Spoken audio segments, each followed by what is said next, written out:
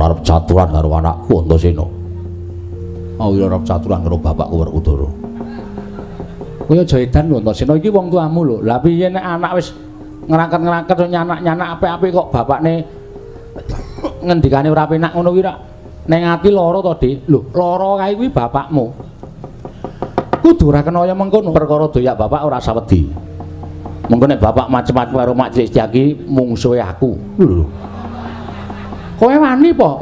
Lah kowe ora ngerti karo Antasena kok. Nek anak-anake loro kuwi tak lamun do wani kuwi do ngabekti kabeh. Inggih, Bapak, inggih, Bapak. Nek aku tak hitung sik bener apa luput. Nek bener aku manut, nek luput ya nyuwun sewu. Wong tuwa tak benerke. Lah kuwi sing tak arepe ngono kuwi. Lah ya.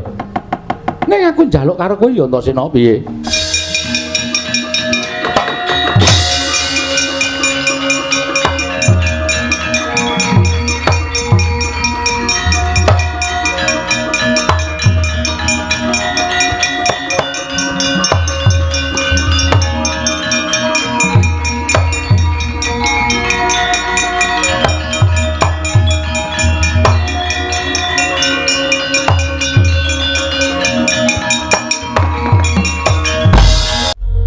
Koko Prabu mboten pangring menika kados rawuhipun Bapa Durna.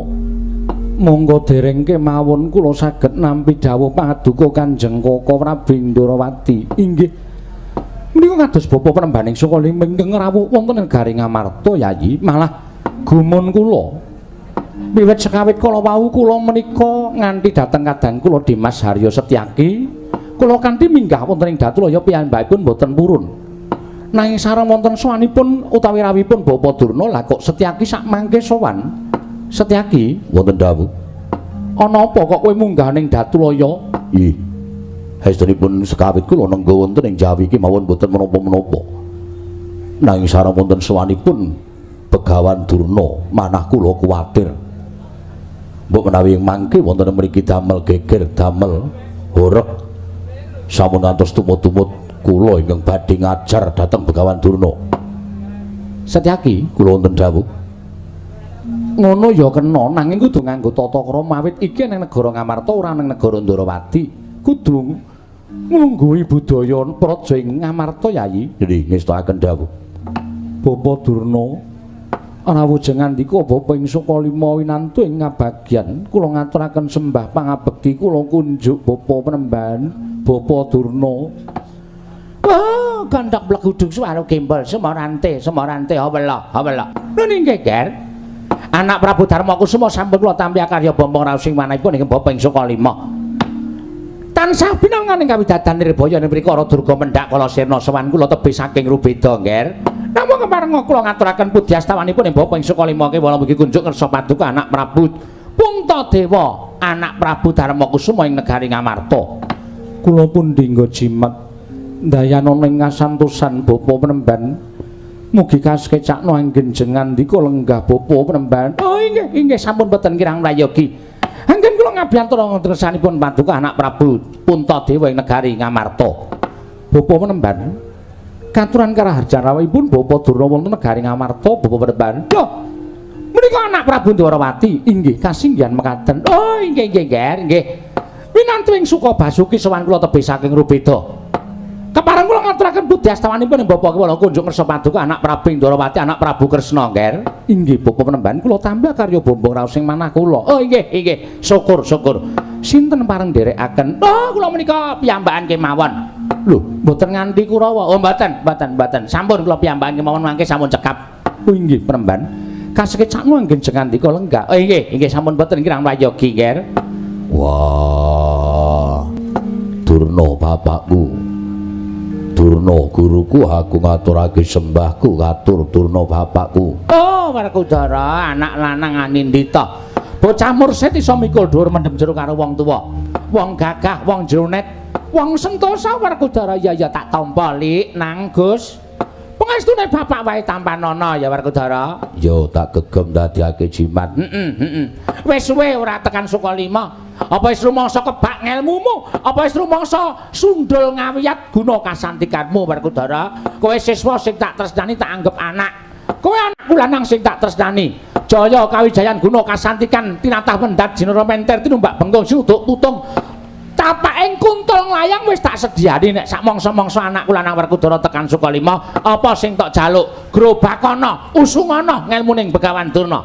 Yo ngaturake panuwun sesuk mangsa kala aku tak sowan. Oh ya wis kaya ngono kuwi murid ki nek wis pinter terus lali karo gurune iki nek ndi-ndi kaya ngono kuwi. Wis ora tau njaluk ngelmu karo aku wis laleke karo gurune. Monggo kowe ngerti dhewe. Banyu suci Perwitasari kuwi sing maringi sapa? Yo Durna bapakku. Nah, kelingan kowe. Nggonmu tak kongkon nyegur segara sapa sing dawuh? Durna bapakku. Nah, kowe kelingan. Kuwi estokno kabeh dawuhing Begawan Durna, simpenen sing primpen Werkudara. Ora ana wong sak jagat iki sing iso nemu banyu suci Perwitasari, tirta pawitra maning suci. Ya, dinggahke. Yo. Aja dietret-etret. Yo, ora. Kuwi kanggo uripmu saben dinane, ngono. Nek banyu tak ecet-ecet saben dina, wah urung tuwa wis dayak-dayak kowe. Yo Durna bapakku. Aja ya. Nyuwun apa meneh kowe njaluka, njaluka. Nembunga, ngelmu apa wae Durna kuwi duwe. Sesuk mangsa kala tak perlokke sowaning Sukalima. Syukur. Bapa Penemban sembah kula kunjuk Bapa Penemban. Janaka ya tak tampa pangestune Bapak Tampanana ya Ngger, cah bagus. Inggih, ngestakaken dawuh. Kasih cak manggen jengandika lenggah. Iya Janaka. Wis ora kurang kepenak pratane bapakmu ning negara Ngamarta dina samengko iki. Bapa Penemban kula ngaturaken bekti kula kunjuk. Bapa Penemban kula ngaturaken bekti kula kunjuk. Nek kula sedewa anak lanang kembar loro tak pengestoni kabeh. Slamet tekaku ya, Ger. Inggih. Kasih cak manggen jengandika lenggah, Bapa. Iya wis ora kurang kepenak pratane bapakmu ning negara Ngamarta dina samengko iki. Bapa Penemban sasamunipun rawuh wonten negari Ngamarta wonten wigatos menapa Penemban menawi kepareng kawedharing kathah tumunten kababarna nanging menawi wadi tumraping para wadyabala tuwin para kadang kula kanthi manjing saebeting kedaton pepanggihan catur netra kaliyan ingkang putra ing Ngamarta Bapa Penemban. Oh matur nuwun Ger. Nuwun sewu nggih Ger. Sawanipun ingkang Bapak Sukalima keraya-raya wonten negari Ngamarta dinten sak mangke menika. Estrinipun kula menika namung nepi dhateng jejering tiyang sepuh, tilik dhateng anak putu kula para Pandhawa lan putra wayah kula ingkang sami mapan wonten negari Ngamarta. Syukur pangayu bagya sekedhi jumuruk. Dene dinten sak mangke ngepasi ngawontenaken pasewakan agung. Lan kula nyumurupi dhateng anak-anak kula mangya Widada Basuki. Menika gegantaning wong tuwa, menika ingkang dipun idam-idamaken dening tiyang sepuh kados kula menika. Syukur, Ger, syukur Pandhawa manggih rahayu ya, Ger. Inggih Penemban ingkang salajengipun kados pundi? Nah, menika mekaten. Sowan kula menika mboten saking kok pikajengan kula piyambak. Namung dapur dipun utus dening anak Prabu Duryudana. Kamu ning ana, Ger? Kula menika dipun timbali dening anak Prabu Duryudana, dene sasampunipun kula sowan, anak Prabu Duryudana paring dawuh bilih piyambakipun menika nampi sasmitaning Jawata. Nampi sasmitaning Jawata dintenipun Anggara Kasih utawi Slasa Kliwon. Nglampahi salenalite sesemek Ranaja Mula bebantal bata sarimbak. Nampi sasmitaning dewa bilih dewa ing manggih badhe nurunaken kanugrahan. Nanging boten dipun cethakaken wonten pundi badhe dumawahing kanugrahan lan menapa wujuding wahyu menika kala wau. Ngantos bingung kengangan ingkang raka ing Ngastina Prabu Duryudana lajeng nimbali dhateng ingkang Bapa ing Sukalima. Nadyan ingkang Bapa Sukalima ugi boten pangertosi wonten pundi badhe dumawahing wahyu lan wahyu menika wujudipun menapa lan dayanipun menapa kula boten pangertosi. Sengkel penggalipun anak Prabu Duryudana tumunten dawuh dhateng kula supados sowan madosi tiyang ingkang pinter, tiyang ingkang wegik, tiyang ingkang wasis waskidang esti ing samukawisipun. Inggih mekaten Bapa Penemban. Kula padosi mboten pinanggih.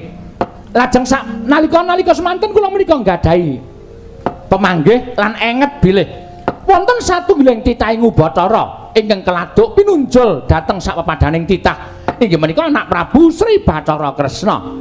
Nalendra titih Sang Hyang Bathara Wisnu mongko kasinungan paningal sewu lan te panggrahitane wasis wasideng esti ngerti sadurunge winarah menika anak Prabu Ndarawati.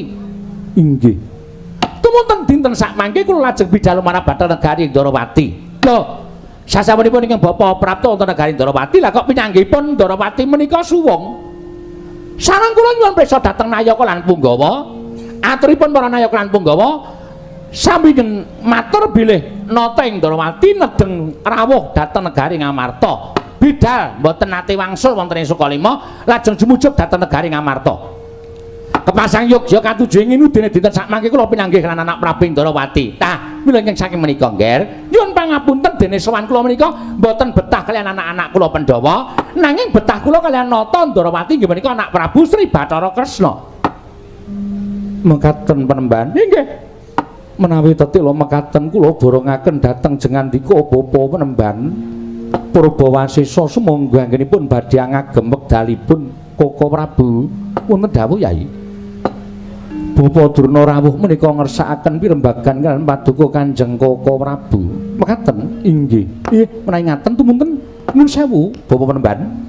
Wonten wigatos menapa dene Bapa Panembahan paring dawuh badhe pinanggih kaliyan ingkang putra Ndarawati pun Kresna. Ah, nggih. Kula kinten kula sampun matur kathah-kathah menika kala wau kula mboten sisah ngambali dhateng atur kula. Panjenengan sampun midhanget piyambak. Bilih sowan kula menika dipun utus dening anak Prabu Duryudana supados nakyenaken nanjihaken wonten pundi dunungipun wahyu ingkang badhe dumawah. Awit anak Prabu Duryudana nampi sasmita wahyu menika kala wau badhe dumawah lan piyambakipun ugi tinuding anggayuh wahyu menika kala wau. Mekaten Bapa.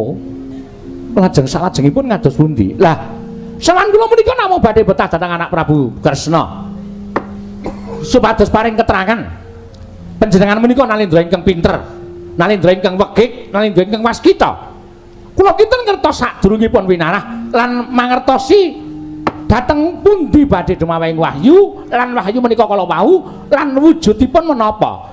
Menawi paduka anak Prabu Kresna menika saged paring dawuh menika mangke kangge oleh-oleh anggen kula badhe ngadhep anak Prabu Duryudana supados piyambakipun jumangkah sumadya anggayuh kanugrahan menika kala wau nggih. Lho, nuwun pangapunten. Kula kok malah gumun to.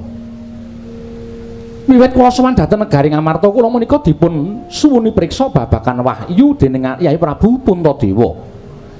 Lah kok jebul dereng ngantos lami wekdalipun Bapak Durna rawuh. Mongko rawuhipun Panembahan Durna menika ugi paring dawuh nyuwun priksa wonten pundi dunungipun wahyu. Nuwun sewu Panembahan.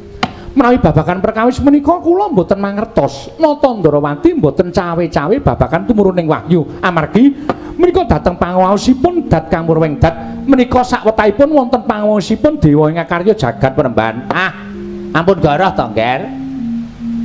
Ampun ngapusi sampeyan niku ratu lho. Panjenengan menika nalendra. Ngendika sekisan ora kena wola-wali kaya Wirkresna tumamping Drancang Seta. Negara niku abang biru ning kanan negara, amis baji ning kanan negara menika wonten pundhaking nalendra kados panjenengan. Lah nek panjenengan menika gampil goroh, panjenengan menika gampang ngapusi, nutup-nutupi anggen panjenengan mangertosi dumawahing wahyu. Sing takon kula terus panjenengan ora menehi ngerti, merga panjenengan tresna karo anak-anak kula Pandhawa, terus ngajeng mangwenehke para Pandhawa. Nuwun sewu, Ngger, mbok ya sithik edeng ta. Sithik edeng. Pendak-pendak wahyu menika dumawah sampun pun Brawa ingkang nampi. Wahyu napa kemawon, wonten pundi kemawon lewayangan mesti Pandhawa sing nampa. Lho. Mbok ya sithik edeng sakniki mbok Kurawa ben entuk wahyu, anak Prabu Duryudana ya ben entuk kanugrahan. Dadi padha-padha le iso ngrasake kanugrahaning dewa. Ora kok panjenengan terus cukeng ora gelem nuduhke nang ndi dununging wahyu, panjenengan apus-apus krama kalian kula. Etok-etok ora ngerti dununging wahyu, mengajeng mangwenehke marang para Pandhawa. Nggih ta? Ha ta? Kula ngertos, Ger, kula ngertos. Panjenengan menika ngertos. Mergi menapa? Pangandikan menika mboten saged pisah kalian geligaping paningal.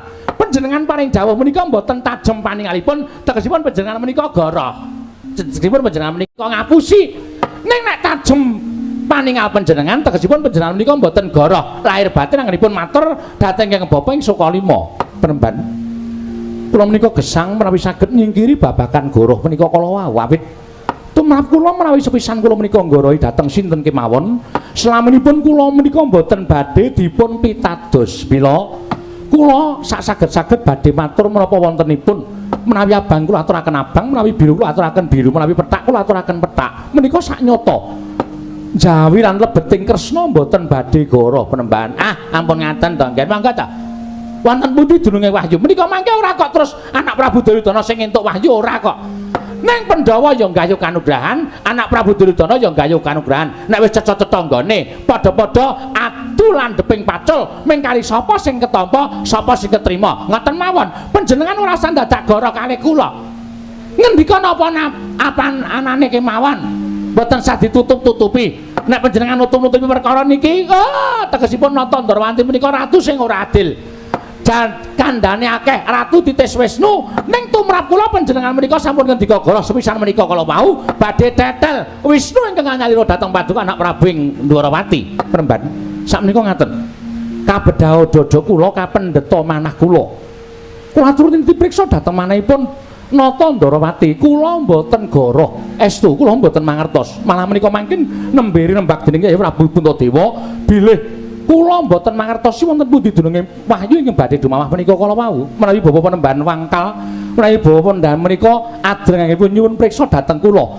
taunana windanana kula mboten badhe matur wonten pundi turuning wahyu awit menika kula jujur mboten mangertos Panembahan gandhak blegutuk swalu kemba semarante hawela ketok banget saiki kowe nata Ndarawati tak basanana mlipis aku nganggo budaya tata krama ning nyatane kowe ratu sing ora gelem nampa warah nampik pitutur becik tuwa Begawan Durna mesine kowe nampa pituturing Begawan Durna dadi ratu aja sok goroh dadi Nalendra aja sok nutup-nutupi marang apa wae yen disuwuni besok kudu cobloko kowe tegese ratu sing nglenggahi bawa laksana ning Ratu Ndarawati jebul dudu ratu sejati ngakune Titis Wisnu ngakune Titis Dewa nanging kabeh mau kandhek ning pangucap ora kababar dadi pakarti buktine sampeyan ora iso adil karo Nalendra Ngamarta karo Nalendra Ngastina ming disuwuni prisa babakan kanugrahan sampeyan nutup-nutupi perkara iki iya nuwun sewu Nger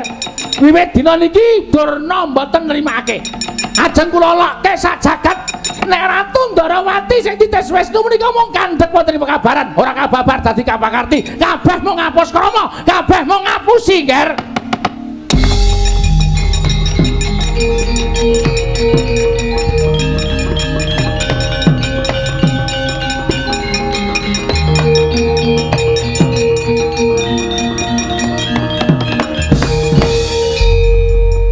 Nuwun sewu Begawan Durna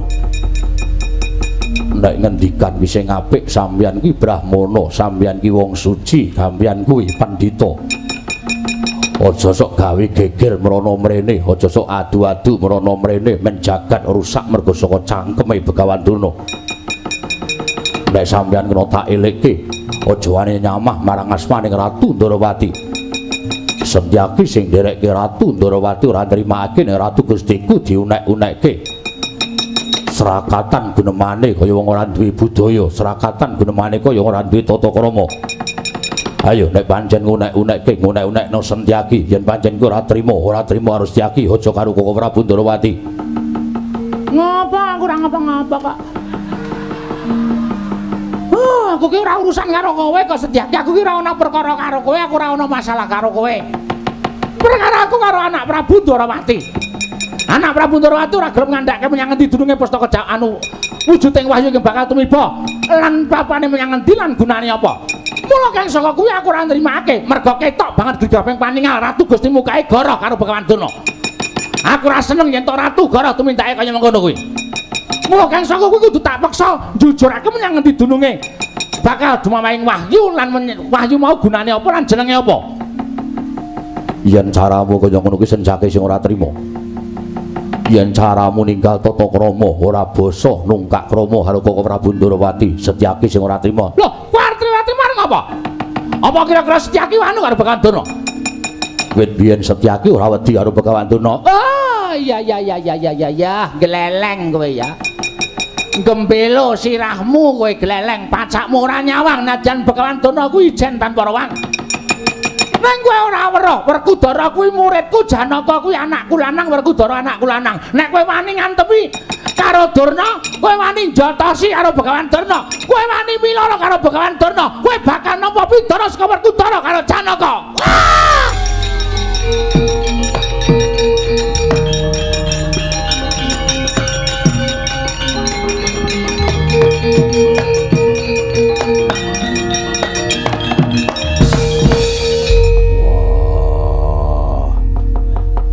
Setyaki kula nendhau kowe wong tuwa apa bocah nggih Yang sepuh. Durna wis sapa? Durna niku pendhita sing wajibe dijotosi. Wah, Durna kuwi bapakku. Lah syukur bapak sampeyan ya kono, maratuwa sampeyan ya kono.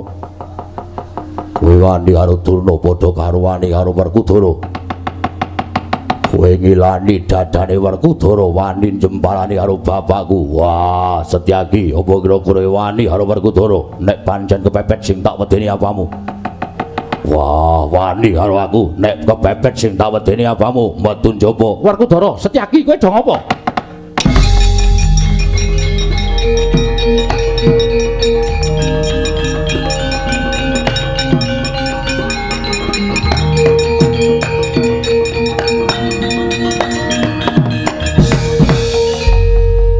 Setyaki, kula tendhawuh.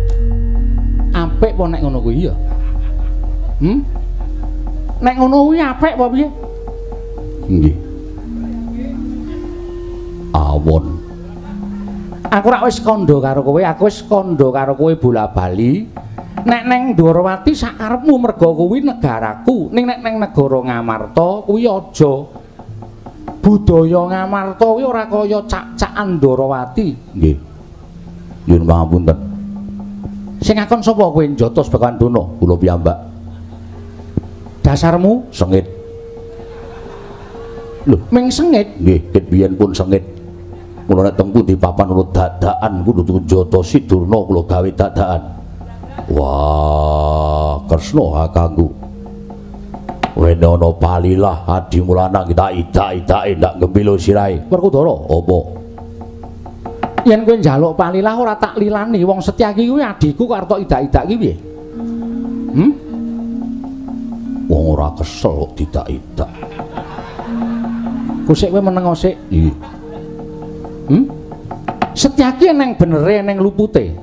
Setyaki bener merga mbelani, aku merga Setyaki kuwi sing tak kanthi njaga marang martabating Nata Ndarawati.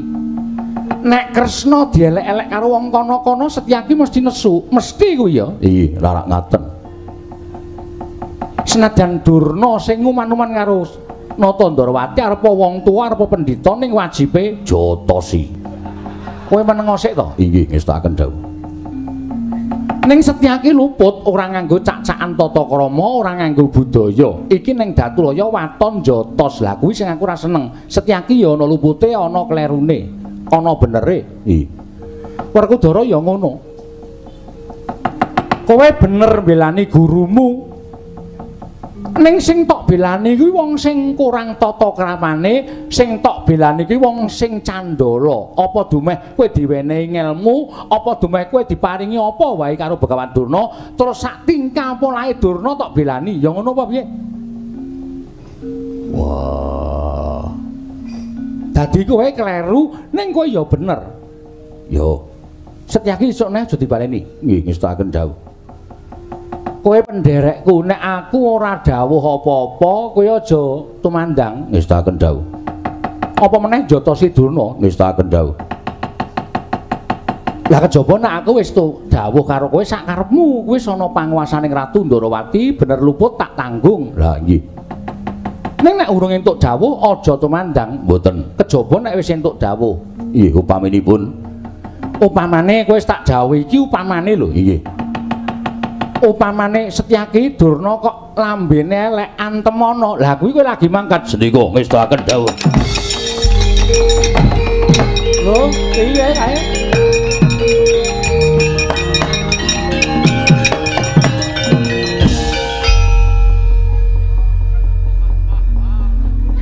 Wah.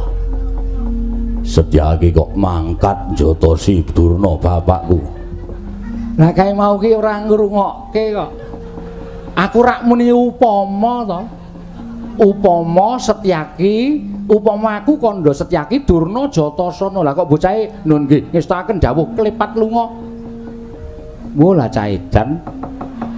Wah, kowe mesti wis tok skenario.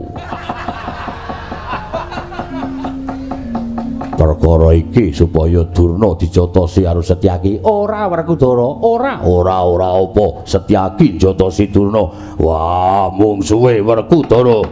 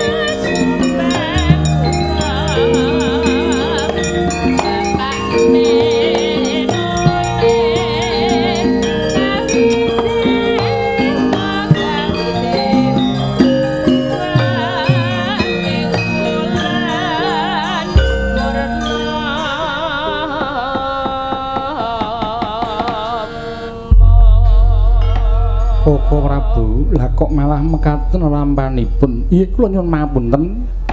Awit kirang dumuginipun manahipun Setyaki wekasan kados mekaten lampanipun. Menika mangke malah kriwikan dadi grojogan geguyon dadi tangisan. Kadang kula Werkudara badhe wonten bab ingkang boten ngremenaken kaliyan pun Dimas Setyaki. Mangke kula ingkang badhe misah. Mangke kula ingkang badhe mepalangi menapa ing dawuh tindakan dening Mustyaki. Kula sumanggaken Koko Prabu nggih. Malah dinten sak mangke kula mboten saged ngipataken dhateng wewayanganipun Ki Lurah Semar Badrana yanginipun mapan wonten ing Saptwarga. Teteki semedi malah dening kepareng paduka Kanjeng Koko Prabu Arjuna kula nendhawuh. Ayo ndak kanthi niliki Kyai Nayantaka menyang Saptwarga suwawi Koko Prabu kula dherekaken. Yayi malah panyuwun kula sakmangke menawi saestu Kyai Semar menika nglampahi tapa kula suwun kanthi sanget paduka Prabu Mandhap saking dampar bidal kadharaken saperangan para wadyabala tuwi dhateng Kyai Nayantaka anggenipun mapan wonten ing Saptwarga. Inggih Koko Prabu ngestaken dawuh paduka Kanjeng Koko Prabu. Malah dinten sak mangke kula kinten pasewakan menika sampun paripurna mesakaken dhateng kadang kula Dimas Setyaki. Menawi ngantos dipun cempalani dening pun Werkudara, Yayi Koko Prabu kula borongaken perkawis menika Arjuna kula nendhawuh. Kaya wis purna gati ning panangkilan Budarna kang padha sebingsun kundur ngedaton nun ngestaken dawuh parmadal pasilan. Sing ati-ati aja kaya bocah cilik Dimas Janaka. Kula nyuwun pamit Koko Prabu. Kaya wis ora ana dawuh maneh. Rama Kyai ingkang putra ing pringgotanipun Gatotkaca cemadung dawuh anggen paduka ngawi sangganing para putra. Rama Kyai kula cemadung dawuh ingkang putra ing jangkar bumi pun Antareja cemadung dawuh. Pak eneng apa Pak? Bapak kok ngawi karo anak-anak kabeh? Sumengko apa awak bojro nggone bapak metu ning pagelaran jaba ngawi karo putra-putra. Anak-anakmu kabeh aku nyadung dawuh anakmu sing ragil Antasena. Wah, Gatot wonten timbalan. Antareja wonten timbalan. Antasena ana dawuhmu apa, Pak? Dina iki kowe tak utus golek ana pamanmu Garba Ruci Setyaki. Nggone wis wani karo wong atuhamu nunggul pawenang. Nalika semana ngamarta kedayoan Durna bapakku sing surasane nyara widekake menyang endi dununge wahyu ingkang bakal tumiba takon karo Kresna kakangku wekasan dadi geger antaraning Durna karo Setyaki wis pendak-pendak Setyaki mesti njotosi karo wong tuaku pendak-pendak Setyaki miloro karo Durna bapakku dina iki aku ora trima. Mula golek ana playune makmu cilik Garba Ruci yen pancen gendak sikara karo Durna eyangmu kabeh. Wah, kowe wajib mitulungi karo eyangmu elingono yen kuwi guruku, elingono yen kuwi wong atuh aku. Ora sandadak kokean gunem tanpa guna kowe mangkat dina iki Gatot nuwun ngestaken dawuh. Antarjaya mangkat mriki sedaya ngestaken dawuh. Antasena kaya mangkat sik. Nah aku tok dawuhi mangkat ning go sik, Pak. Aku mangkat mergo aku anak ngabekti karo wong tuwa sak mestine. Yo. Ning tak takon. Mak Cilik Setyaki kok nganti gelut karo Begawan Durna kuwi perkarane apa? Setyaki belani karo Kresna kakangku. Kok nganti dibelani? Pakartine Yang Durna piye? Ngunek-unekke karo Kresna kakangku. Wis sak trepe nek dijotosi. Wis sak memere nek Mak Cilik Setyaki nesu karo Eyang Durna. Merga Eyang Durna kuwi wong tuwa. Eyang Durna kuwi pendhita, Eyang Durna kuwi brahmananing Nalendra Ngastina. Nek nganti ora ngerti tata krama, ora ngerti unggah-ungguh terus ngajar utawa nyiwarani karo si Wandrawati, nek aku upama nderekke Wandrawati mestine aku ya muntap, mestine aku nesu. Cak-cakane Mak Cilik Setyaki kuwi bener. Sing kleru bapak. Wah, wong edan. Engko sik kowe tak genahke aja nesu sik. Bapak kleru, kleruku nggo napa? Kowe mbelani karo Eyang Durna ya bapakmu. Aku mbelani mergo aku wis diparingi ilmu akeh-akeh. Apa upama kowe diparingi ilmu akeh terus pakartine Durna eyangku kuwi kleru terus tok belani. Ngono apa piye? Mongko pakartine nang negara Ngamarta bakal gawe geger, bakal gawe rusak srana nguman-uman karo Wandrawati. Apa ya arep tok ewangi? Ya. Wah, ora wae iki dijawab. Wah, ayo gawe wis. Wangsulana. Dawuh ya dawuh, Pak kena wae dawuh karo anak-anak kena wae wong anak-anak ki sing mijekke sampean. Anane Kakang Garukaca, anane Kakang Antarja, anane aku mergo sampean guyon terus simbok, ya to? Iya. Terus nganti anak-anak telu iki. Nek anak-anak tok kongkon ki manut-manut wae. Ning kala mangsa wong tuane sik kongkon ki sok ora bener, anake mengabekti karo wong tuane, terus mung sendika dawuh, ora gagas nek janjane dawuh wong tuane mau kleru. Wong edan. Aku jane wegah duwe anak kowe. Pendak-pendak mesti nyentulani gunemane wong tuwa. Ora nyentulani, aku benerke. Wah, aku wong geram. Pinter jara langit, pinter aku bangane kowe. Kowe bocah wingi sore. Lho, kuwi kleru, penemu sing kleru. Kadang kala wong tuwa kuwi kudu ngakoni kepinterane wong enom, ngono. Merga negara iki nek ora ana wong nom-nom sing cerdas kaya aku iki, negara iki bakal rubuh. Wong tua-tua kaya kowe kudune ngalah. Wong tua-tua kaya sampean kudune ngalah. Kudune ngakoni marang kepinterane sing enom. Lho, nek sampean umpama dadekke cagak kuwi cagak sing wis rapuh gantine sing enom-enom kaya aku iki. Ora terus nyalahke wong enom. Kakang Garukaca Kakang Antarja nek arep mangkat kono. Dimas mangkat ora? Ora. Aku ora seneng pelajarane kok. Lho, teges iki mangkat ngoyak Paman Setyaki apa ora? Ora. Aku mergo ngerti nek dawuhe bapak ki kleru. Gatot. Mangkat to, Antarja mangkat. Kono do mangkat, nek arep salin perkara karo Mak Cilik Setyaki. Kowe arep wong digdaya, kowe arep wong ngampuh, kowe arep wong sekti, nek kowe ngenggoni nggon sing luput, wah tak encepi nek menang karo Mak Cilik Setyaki. Tenan kowe yakin. Arep kowe otot kawat balung mesi niyeng kabeh nek ngenggoni nggon sing elek. Kakang Antarja mbelani pakarti sing elek, Kakang Antarja mbelani bapak sing luput, upasmu ora mandi. Ora percaya jajalan menyango kono. Kono menyango. Dus pundi Rama? Wah, caedan. Wah, gunemane wong tuwa malah kalah karo bocah wingi sore. Ora perkara kalah, ning iki diitung, digelar, digulung. Tuna alo batine piye? Ora watoni iso dawuh-dawuh anggere ana apa-apa kok. Wah. Gatot mangkat. Antarja tuwa rokok. Aku wae iso wae nek dadi wong tuwa titik-titik terus kongkon titik kongkon. Do menyang ora? Gatot mangkat apa ora? Antarja menyang apa ora? Antasena mangkat apa ora? Ora, mangkat wis telat, wis rasane mangkat aku. Wah, doedan kabeh. Setyaki kowe jawil Durna salin perkara karo Werkudara.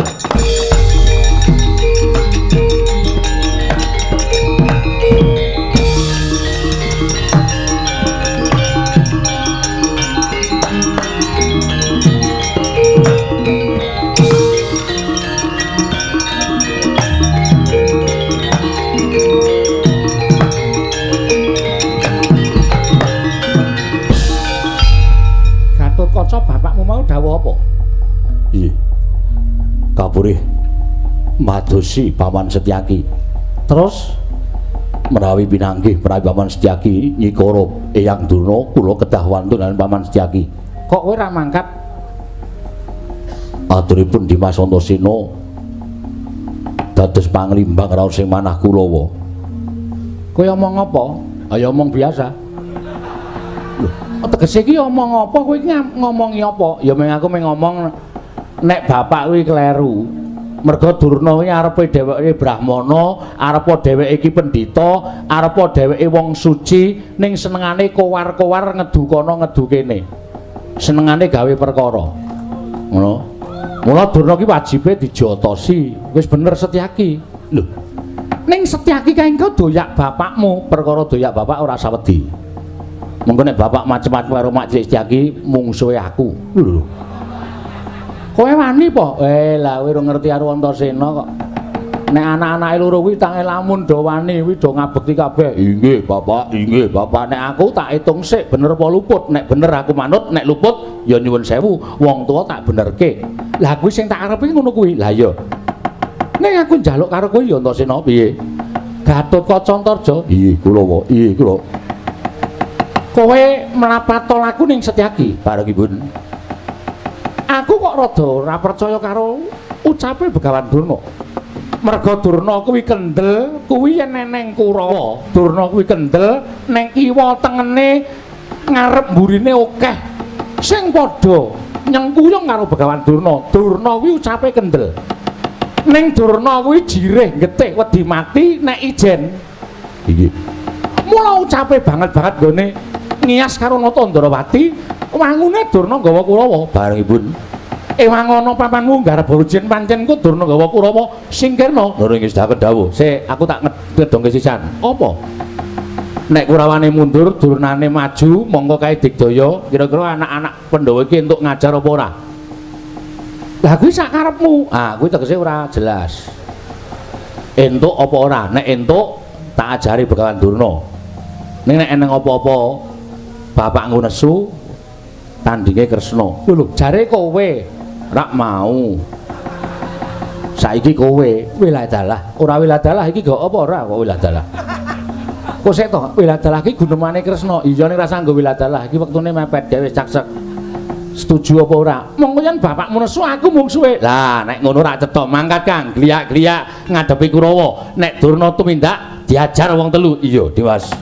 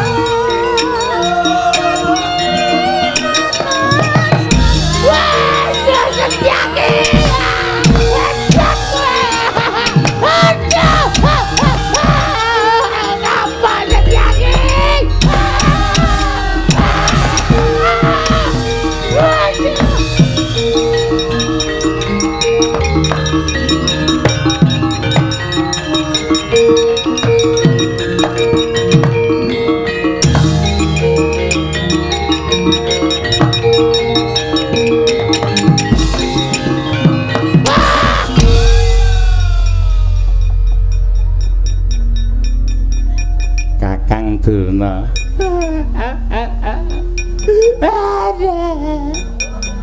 Pripun? Diajar wong. Diajar wong? Nggih, kula munggah wonten ing Dampak Datraya Negara Ngamarta. Pun ketemu kalih Natandrawati. Pun Dheweke ngendikake bakal tumurun ing wahyu teng pundi? Dheweke mboten jujur, Kresna ora jujur. Lah kok sampean malah kontal saka pendopo? Diantil Sencaki. Kok iso? Iso wae. Kula ngunek-unekke Natandrawati, Sencaki pun ngetutke kula saking njaba. Terus maju mengarep Begawan Durna, nek kowe ngunek-unekke Kaka Prabu, udu Kaka Prabu mungsuhe ning Sencaki. Kula wis muni, aku ora ngapa-ngapa kok. Ngoten. Terus kula ngunek-unekke meneh mboten kontrol emosi kula wis memuncak. Oh nggih. Bathara Setyaki Madis. Sampeyan ora apa-apa. Ora apa-apa piye? Kontal saking pendopo gluduk. Kula ki tenek ponaman. Kula lek nganggo sandal wis kleru. Nggih to. Saking kesusune Setyaki saka pendopo brubut kula wis modar aku.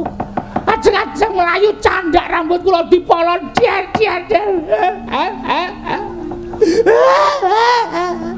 Pun to meneng to. Sampeyan iku pendhita kok nangis. Lara. Nggih diantem niku lara. Mula nek dilambi niku ampun ngawur. Duwe cangkem niku ampun waton jeblak. Cangkemmu kowe. Kuwi nek kula cangkem sapen-apenake. Niku entuk-entukane. Tur sasana. Wah. Setyaki dibalas. Setyaki diajar. Kula mboten wani.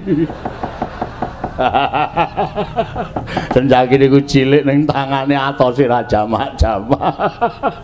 Kula mboten wani. Niki mawon sing tuwek kan majeng gundul matos wira. Wong tuwa kok kon maju. Kurawa dewake, Kurawa klumpuke. Ngamarta bjuki Batang Sayuta. Lah ra apa to, sampeyan niku pancen provokator tenan kok. Maune teko ming kepengin takon wahyu kok bareng sakniki kok dibjuki Batang Sayuta. Pun pokoke diampyak ora-ora digawe keker, digawe rame. Lugu karepe dhewe bras-bras. Kula niku tengah dina disembah, kula niku tengah dina disungkemi diaosi kok teng niki diajar sampeyan dhewe. Setyaki kudu tugel kulune. Oh nggih, Kartoparwa wonten dawuh. Maju le sedika ngestakaken dawuh paman.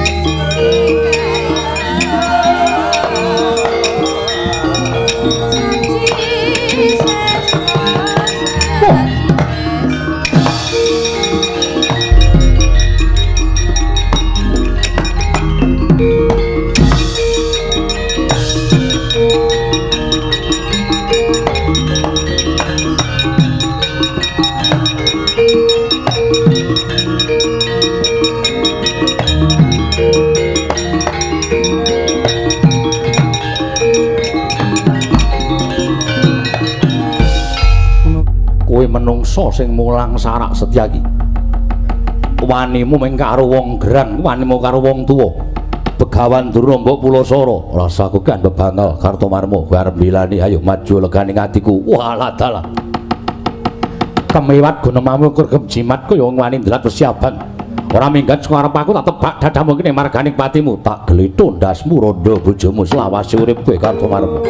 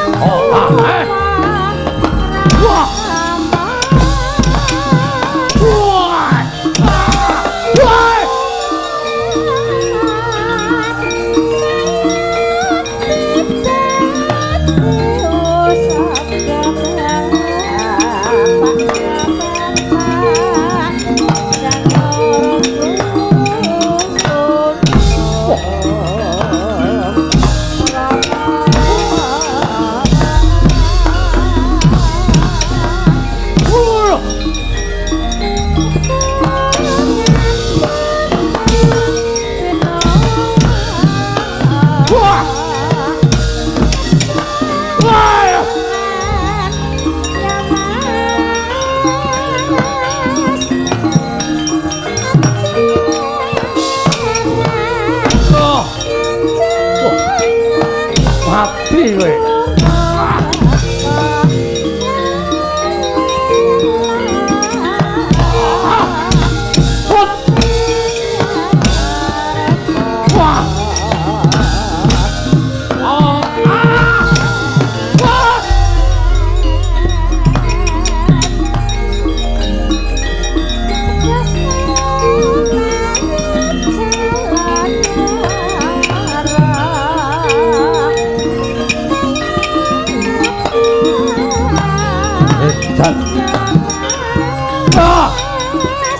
Mati.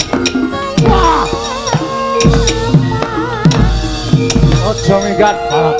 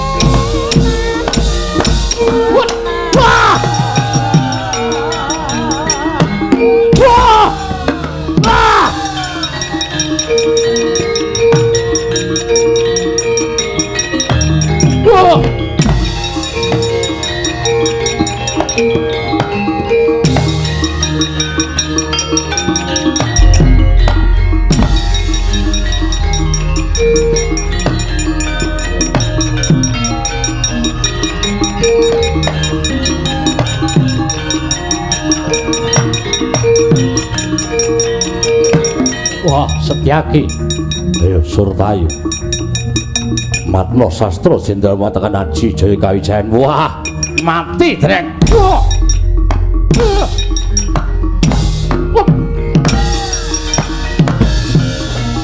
Wah.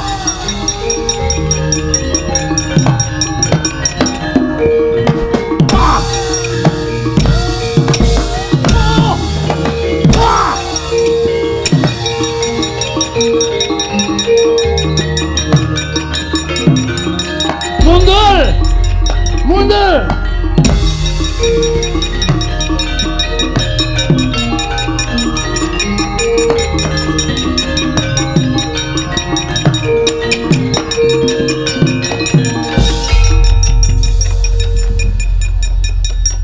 Demo. Pak Demo. Moh piye? Mungsuh ketemu Melayu. Cek tak goleki dudu kowe. Setyaki ngajal Begawan Dulna karepe piye? Karepe piye aku tak takon. Wis gembelo silahe gleleng pacake ngono apa piye? Mak Setyaki ngajar karo Yang Durna mergo Yang Durna ora dicacan tata krama. Kowe arep ngopo? Setyaki kon mlene. Mak Setyaki kesel anane Antasena. Wah, bubal.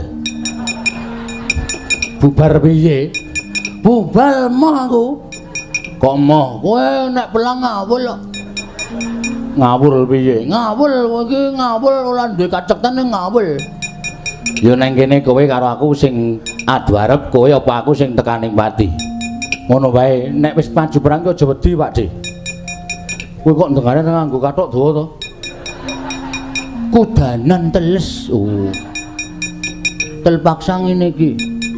Yo, anane aku gelute karo aku. Siap? Yo, kowe sik, po aku sik, sing ngantem. Oke. Ijen wilang bebalang tuwa Dilma Gati mangane Antasena. Tangan tengen kubulan, tangan kiwa lumah sakit. Rasaku kaya ngomong. Yo, aku ngantemo sak banter-bantermu, sak karepmu, sak tonjo tanjane batinmu. Ya wis bres. Nek modal ora. Antemamu iki sepira kok aku mati antemamu sepira. Wo, megulu anyar lho, Dul. Nyo ge wis. Ambyal kowe tibakno nyo. Semplok sirahmu tibakno. Ping pira? Manut. Ping pindho kena, ping telu kena. Wah, mati dening aku. Dian. Mumet lho? Ora.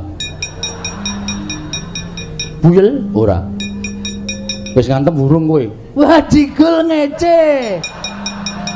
Wis ping pindho, Dul. Ora krasa ya aku. Wah, menghina iki. Nyo pisan gas. Modal kowe. Lah apa-apa ya. Gendenanku cikik. Ping 3 padha ping 3 adil karo cah nom kok kalah isin aku. Yo. Yo. Toto-toto ya, Dik. Yo.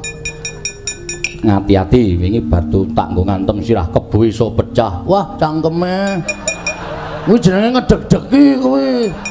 Ngedonke mungsuh jenenge. Ora kena omong, bles langsung bles. Rasan dadak nilitake cilah kebo dengkulmu amoh ora. Bles ngono. Aku nek tak critane cilah kebo terus ciut.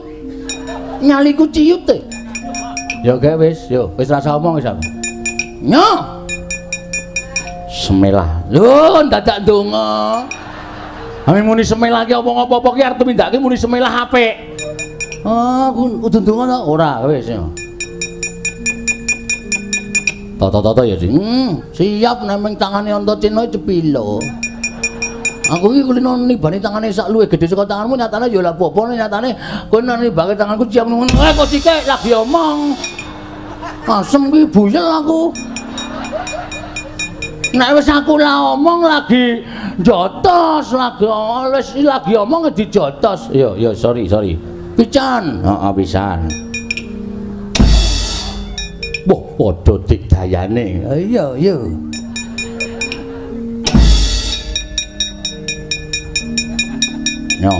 Wah, ampuh kabeh iki. Heeh. Ica lho jemeng iki kula rampung. Ya rampung. Ampuh kabeh lah ono sing kalah kok. Ana engko salah siji mesti kalahnya. Pelang ki ngene iki lah ngentekke tenaga ya no. Ayo. Aja nganggo gamelan, cindene men mangan, uyagane men mangan, udut. Ayo ta? Ayo.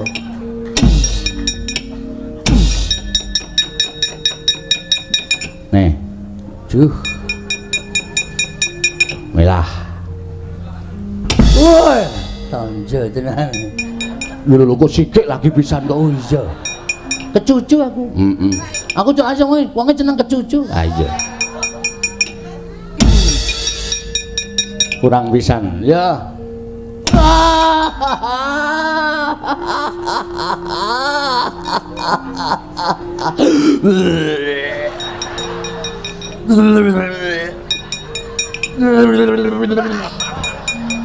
Waduh, muntah-muntah. Cetha buyer kuwi. Aduh. Wah, tanganmu atos. Ayo kin biyen. Alon-alonan wae. Ya alon-alonan ya kena, banter-banteran ya ora apa-apa. Iya. Aku kalah kalau cah nom kaya dapulmu aku ya soli. Ya. Ngene iki luwih penak malahin ming atos-atosan sirah, atos-atosan tangan. Oke. Copot sing ngambluk Kalah. siap.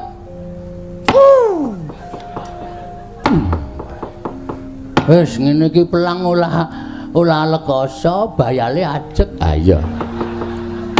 Lah jangan nganggo cak-cek. Ayo, ngene iki ngari penak kok dia. Iya, wis ora.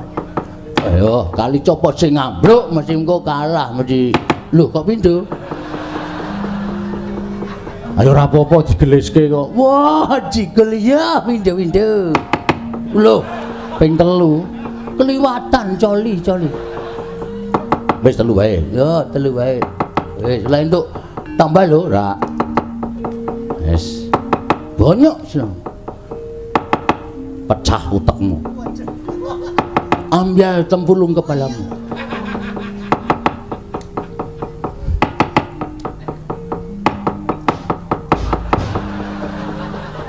Kok nganggo lagu balang toh? Ndak ngantuk. Wah, oke. Waduh, keliwatan nih. Iki senengane keliwatan kok. Ya, sapa sing mati? Aku ora bakal wedi karo kowe. Ora bakal wedi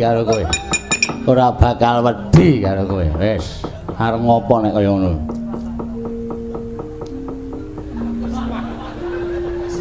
Dik. Pak Di Durmagati. Dik. Oh, sluweh.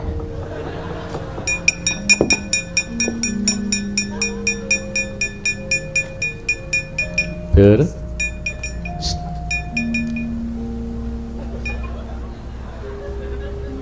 Kok wis mendelik ning tanpa ana reaksi ta iki. Mengko gek semabut iki. Ale kowe kok ya kewanen mungsu Antasena. Ndak sawang sirahmu mili getih kaya ngono. Lah buyer cah iki mundur wae Durmagati.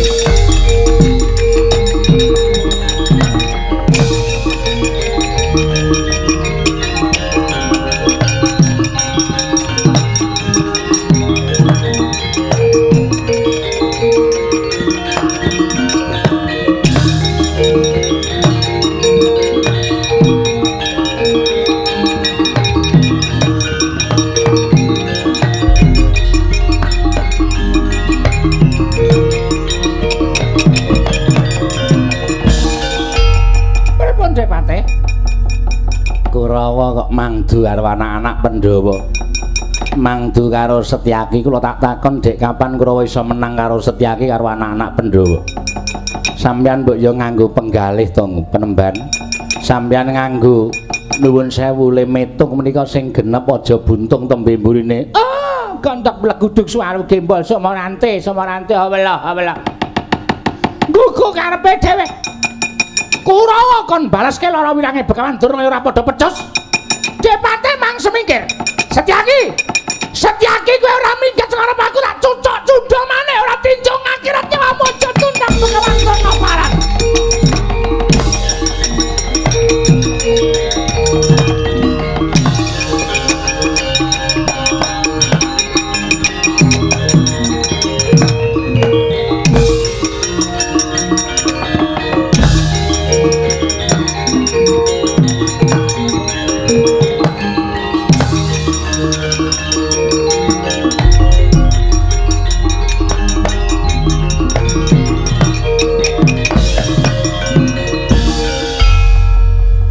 Mundur lek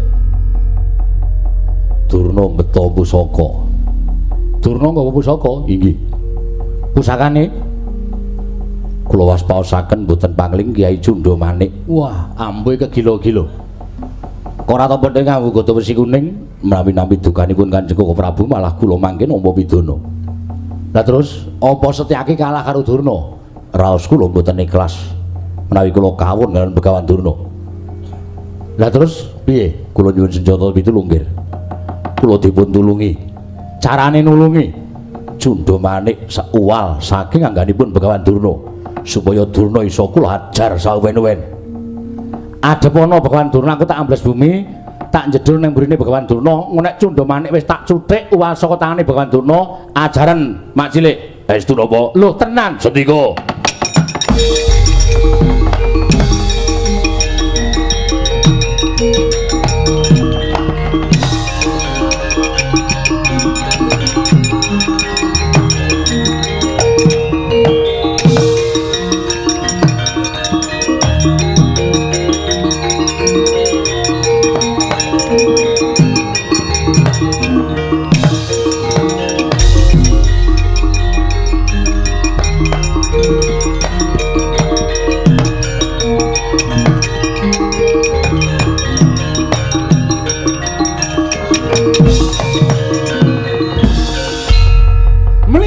Bengos.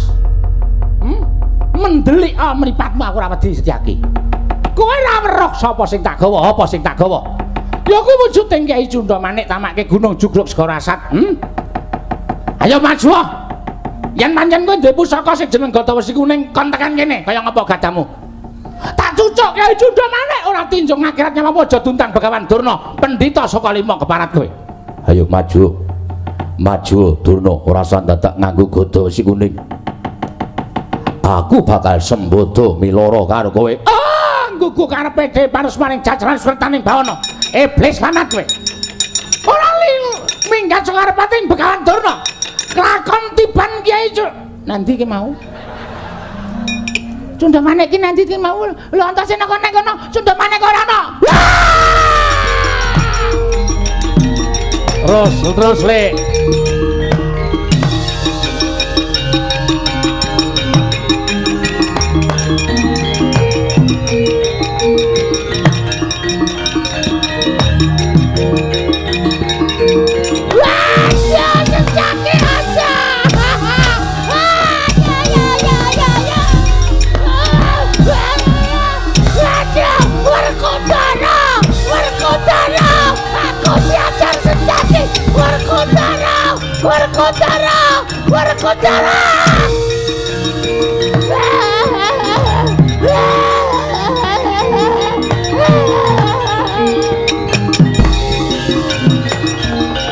Werkudara! Ontong kowe teka. Kowe nek ora teka, bapakmu opnam. Wah. Setyaki. Aku dijotos, aku dibanteng. Aku diajar Werkudara. Telat nggonku tekan kene. Telat sak mata pelajaran. Werkudara. Mati aku. Aku diwirang-wirangke Setyaki Werkudara. Aku diwirang-wirangke Setyaki Werkudara. Setyaki Botar.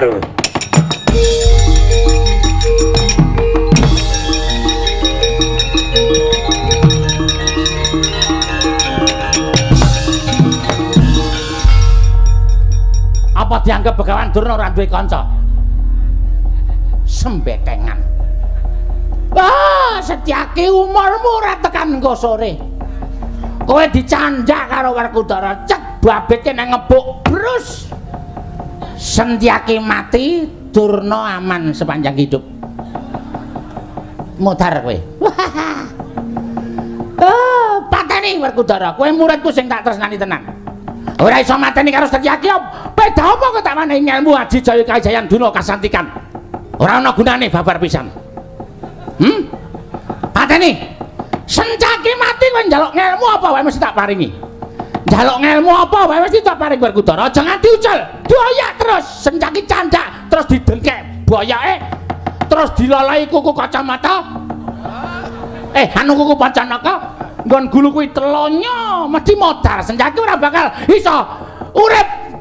Dina iki uga tekan kosore mesti ora bakal iso urip ana ing alam donya. Mergo kowe nek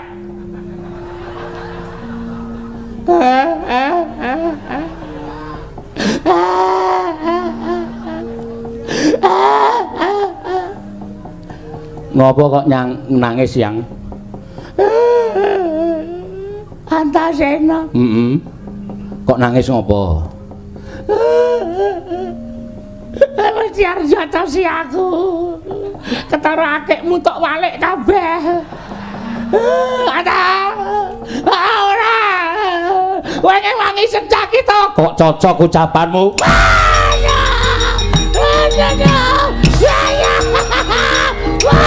Kocar aku. Werkudara, anakmu ngajar aku. Werkudara. Werkudara.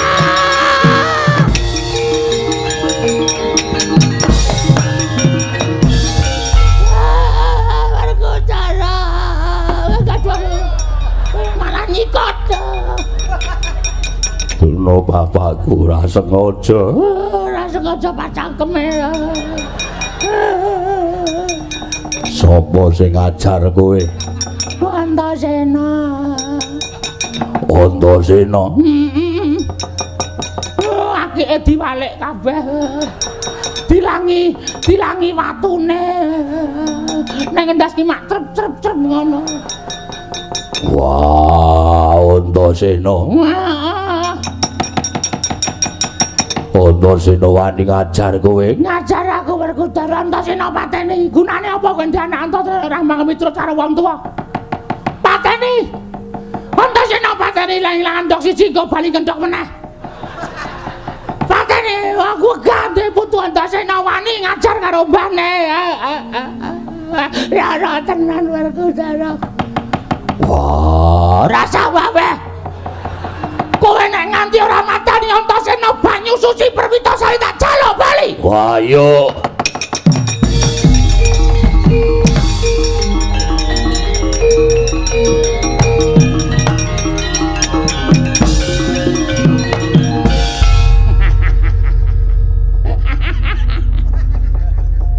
Modar kowe Antasena. Anggapmu bapakmu manut karo kowe apa piye? Anggapmu bapakmu tresna karo kowe apa? Ora. Bapakmu ora tresna karo kowe. Nyatane bapakmu tak bujuki supaya mateni karo kowe, bocahe manut. Kowe ora iso mateni Antasena banyu suci Perwitasari tak jaluk bali. Oh, bapakmu luwih tresna banyu suci Perwitasari mbane kowe. Kowe dicandak dipanteng karo bapakmu modar kowe, cah edan. Doyak terus Werkudara. Aja nganti ora kecekel. Kudu kecekel. Nek nganti ora kecekel pirang bebarang Werkudara. Mutar kowe pokok. Mati kowe. Werkudara ora bakal wani karo aku. Takon mateni kowe, takon mateni Antarja, takon mateni Gatotkaca, Werkudara mesti tegel. Mergo Werkudara tresna karo aku mbangane karo anak-anake. Bar kowe mengko Antarja sing kudu takon mateni. Bar Antarja Gatotkaca mati, kabeh Antarja mati, Antasena mati, kowe ra ndek anak. Kowe sedih. Suwe-suwe kowe mati ngenes. Kowe mati bojomu telu rondo, tak kabeh. Kiwa tengen mburi. Oh. Lendetan-lendetan bojo. Sendenan-sendenan bojo. Lho wong ora kepenak. Wong mukti iki 1000 dalane. Rekoso ndek dhisik mesti bakal terus mukti ngawibawa.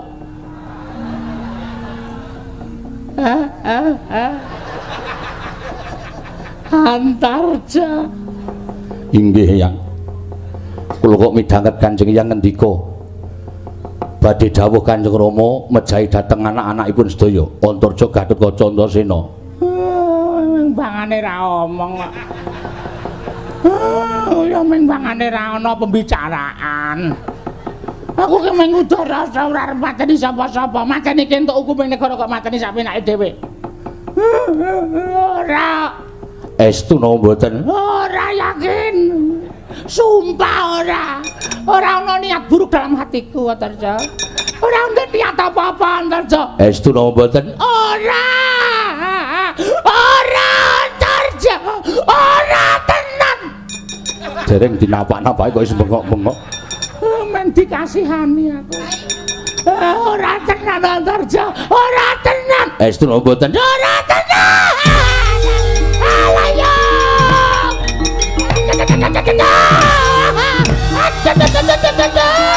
Oh, tak percaya.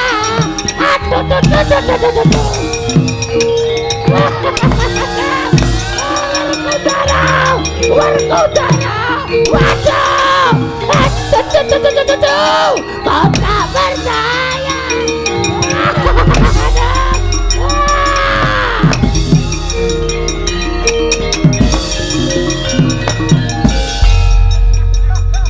Nangis po nyanyi.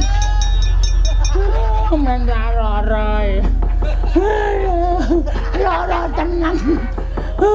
Anakmu Antarja ling ngajar aku lara tenan. Aduh. Antasena kecekel urung? Durung. Aduh. Senjaki? Durung. Saiki Antarja kon ngoyak. Wis ora sadoyak. Sebabe kowe engko nek ngoyak Antarja, Senjaki saka mburi ngantemi aku. Kowe ngoyak Senjaki, Antasena teka ngantemi aku. Hancur tubuhku. Wah. Terus piye?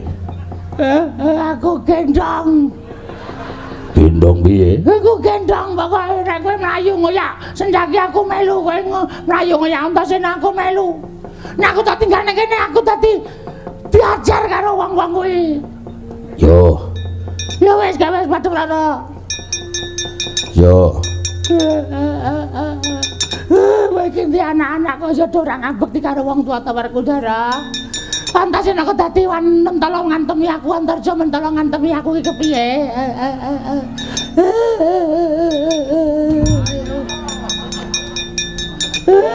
Ora tak cekel bocah ngejar karo mbane. Ora ngerti kualat apa piye.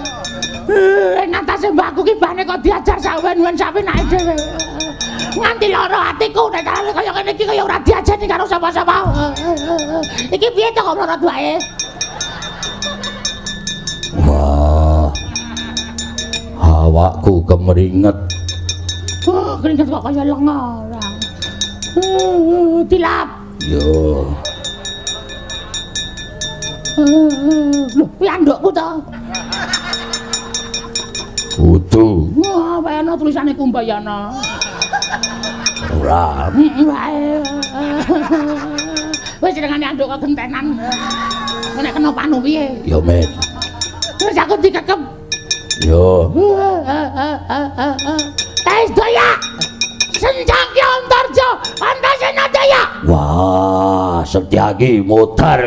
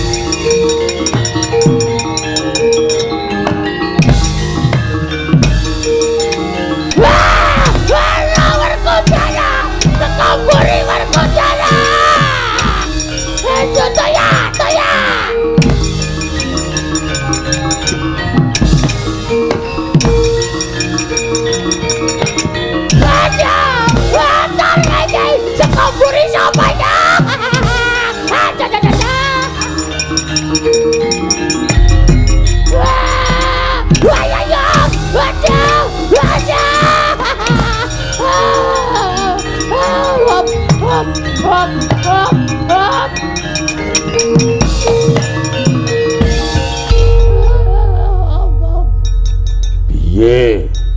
Aku nganti kesel. Padha wae kowe kesel aku ting penyonyo. Wah. Kaya isa-isane to ya. Kowe mlayu rono. Yo. Aku tak gendong ana sing ngantel aku saka mburi dias-dias. Kowe mlayu rono ana sing ngantel aku saka mburi bat-bat. Terus piye? Aku tak madhep memburi le tak gendong. Dadi aku ngerti sapa sing berbuat tidak senonoh. Yo. Wis. Ya.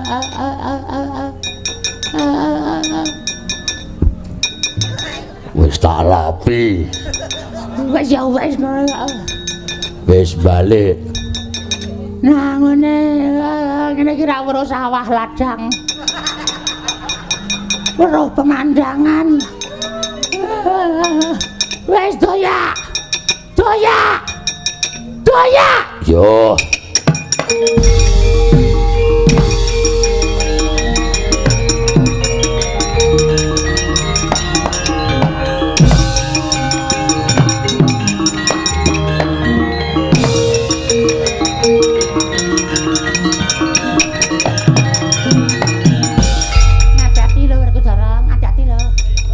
Doya, lek kok kira cepet ora mlaku-mlaku ora kecekel. Yo. Sik, apa-apa bisa. Ngopo? Rada mumbul. Hai sapa kae turut suketan kae ndlosor-ndlosor kae sapa. Aduh, Antarja Werkudara, Antarja.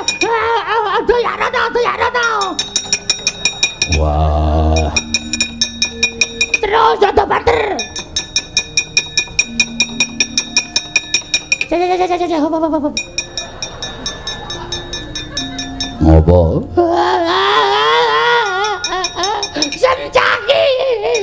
Senjaki nggawa bataku. Senjaki cepet to, noleh cepet to. Doya, senjaki doya. Geles lek yaki geles. Waduh Antarja. Mabes wisan. Doya Antarja doya. Waduh senjaki. Wah. Mireng. Ngono. Men weruh kabeh. Terus dimate. Ana sing wantune minta sing ra kuku. Secaki! Secaki! Secaki saka mburi blencong. Secaki saka nggon lampu. Aduh. Lah secaki mak ketungul. Secaki mak ketungul secaki. Antarja. Antasena. Antarja. Secaki.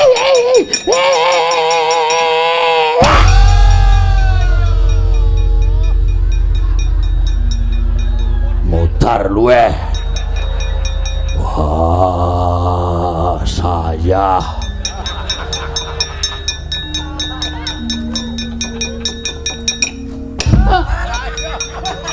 mutar luweh. Saya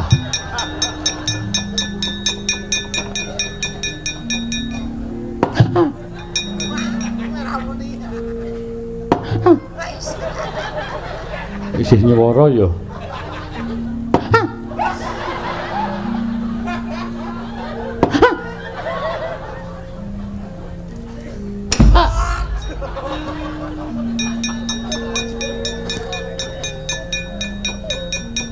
Pakartinipun piyai sepuh nek mboten bener ngingkaten menika. Terus pundi? Sami nika dengan ngraosaken mboten? Ngraosaken mboten?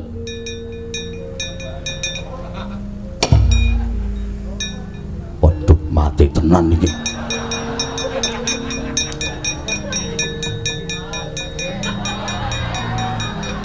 Kandhane kayel. Senengane wong tuwa kaya bocah.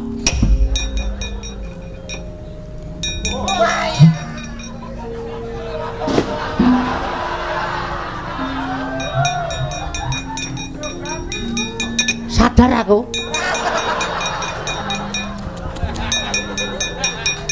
Wedan. Kaya air mancur e. Aku karepe dhewe. Iya. Rumangsamu do kirang-kirang kemyudha. Mesem guyu kowe iso ngajar karo Begawan Durna. Oh, cetakon dosa golek senjata pitulung. Ora marem ya ora gawe geger negara Ngamarta kanian.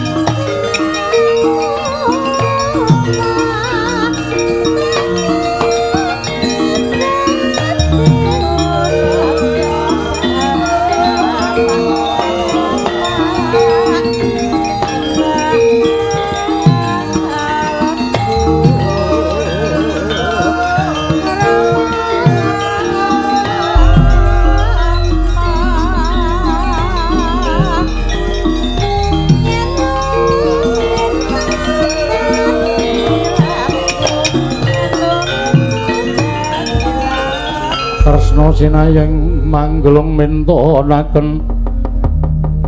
mintonaken Dewi Kramanira kanggo mitirane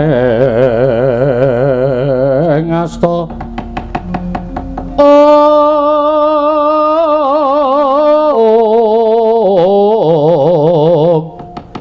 kang mitirane ngasta aning ngasta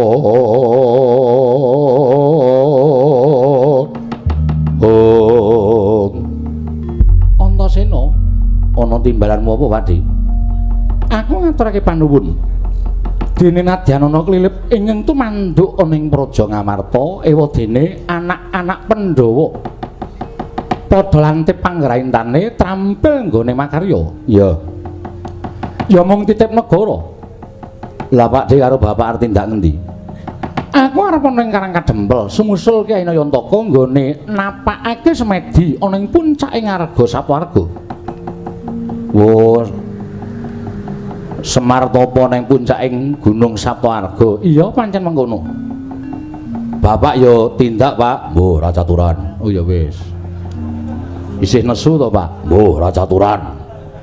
Werkudara, Apa? wong tuwa ki mbok sing sabar, sing ikhlas, sing longgar atine. Antasena kaya mengkono mau rak mung belani karo pamane Garba Ruji. Sing kebangetan ki kowe. Lah kok bocah-bocah ora ngerti apa-apa mbok nesoni. Wis ora usah melu-melu iki perkara kulawarga. Ora arep caturan karo anakku Antasena. Oh ya arep caturan karo bapakku Werkudara. Kowe aja edan lho Antasena iki wong tuamu lho. Lah piye nek anak wis ngeraket-ngeraket nyanak-nyanak apik-apik kok bapakne ngendikane ora penak ngono kuwi rak. Ning ati lara to, Dik. Lho, lara kae kuwi bapakmu. Kudu ora kena kaya mengkono. Ya, wis aku tak ngalah. Aku tuku negara. Iya Antasena, karo kadang-kadangmu kabeh. Ya. Pakde karo bapak tindak ning Sapwarga. Iya pancen mengkono. Wah, nek ngono paman Janaka barang ya tindak. Iya, pamanmu ya ora bakal keri.